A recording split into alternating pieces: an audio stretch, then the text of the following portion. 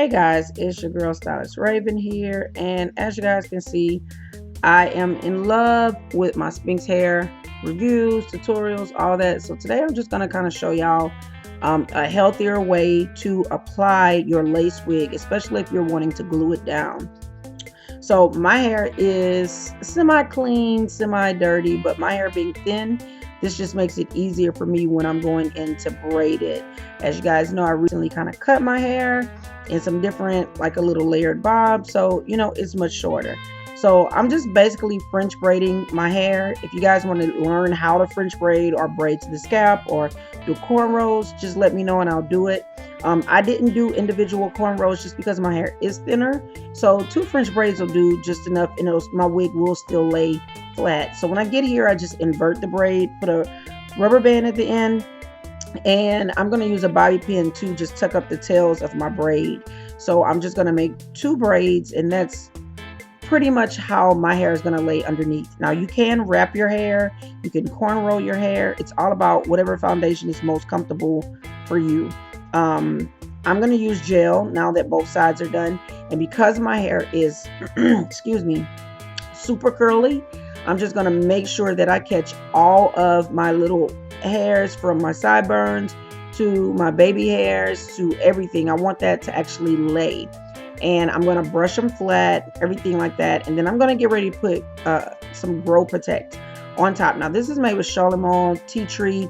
This is actually, you can use it for quick weaves, you can use it for weaves, and this product will last on your hair roughly about a month, even with you working out and everything. But it's just going to make a crystallized cap. This way you're not using all this glue and all this other stuff to glue a cap to your head. This is going to suffice for the cap so that you don't have to use a stocking cap. And you can put this on whether your hair is wrapped or braided. So I'm just going to make sure to thoroughly apply this all over my hair and my hairline, most importantly, because that's going to protect once, you know, I'm sleeping or moving around. Even though the wig is glued down, the wig will still shift. So this is just going to protect my hair as if I actually had a stocking cap on top of it. And you just want to make sure that you thoroughly get the product through the hair, and pretty much just go from there. Then you're going to sit and allow that to dry. So gel it first, allow that to dry, then come back and put the Grow Protect, allow that to dry, and then get out your Bold Hold and get you some concealer or a foundation that matches your skin color. So on this Sphinx wig, I use this concealer just because it has a sponge applicator tip, and I go along my part.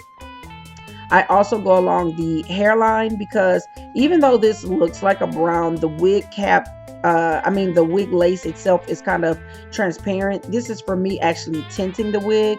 So and then they have like a white thread that runs through the wig. So I just want to go over all of that to pretty much customize it to my skin color. Now you could add this in with your Grow Protect solution, but I've found in the past when doing that on clients that it kind of messes with the application of the crystallized cap. So after you put that on, I'm just going to kind of show you guys here with my Sphinx wig how the lace is going to look. So this is what you want. You want your lace to match your skin tone. That's just the best thing. And I'm going to adjust my wig here, and I'm going to start to do my glue application in parts. So I typically start with the center of my head, and then I kind of work down to the sides. I like to use applicator sticks because this actually makes sure that the glue is on, I don't want to say thin enough, but that it's done evenly is what I'm trying to say. So as you can see, I'm going to do this 2 more times. You allow this to dry until it gets clear. And as you guys can see, it's pretty much clear here, except for the flashback from my ring light.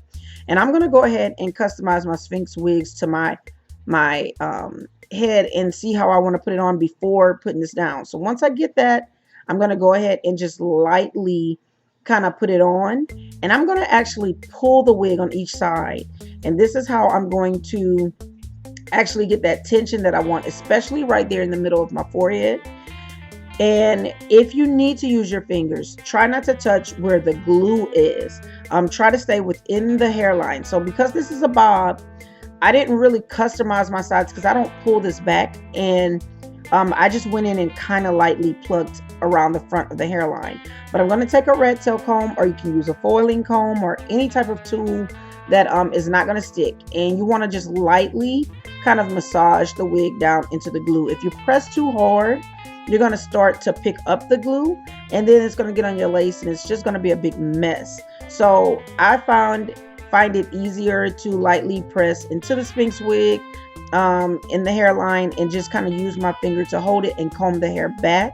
And this actually creates a tension in the opposite direction, and believe it or not, it just helps the wig lay flatter.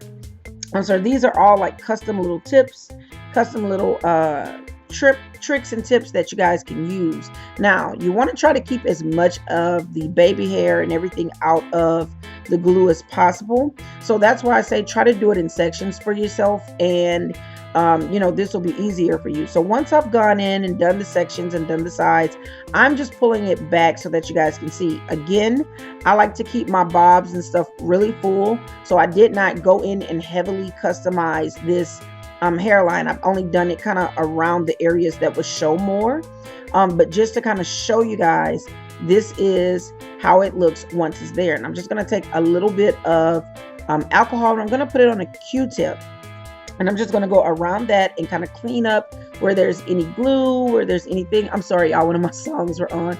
And so this is basically how when I glue down my Sphinx hair, or any other lace wig or whatever that I've gotten from them. This is pretty much when I have to do glued applications. This is what I do.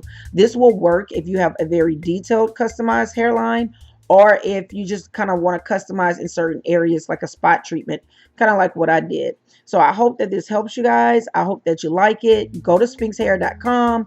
They have bomb hair. This wig you guys have seen more than once. So I want to kind of just show you guys the hair and the upkeep of the hair, and how you can just continuously reuse this hair over and over and over. I love sphinxhair.com, and I hope you guys enjoyed this video. For any other information, just hit me in the comments, and I'll see you guys next time.